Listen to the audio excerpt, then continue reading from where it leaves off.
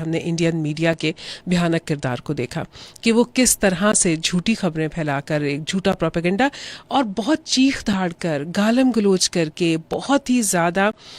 اس طرح کا journalism practice کر رہے ہیں جس جرنلزم کی کہیں مثال نہیں ملتی. وہ بالکل بھی صحافت نہیں ہے، کیونکہ دیکھیے صحافی وہ ہوتا ہے جو انبائسڈ بات کرتا ہے، جو اپنے تعصبات سے بالا تر ہو کر صرف بات کرتا ہے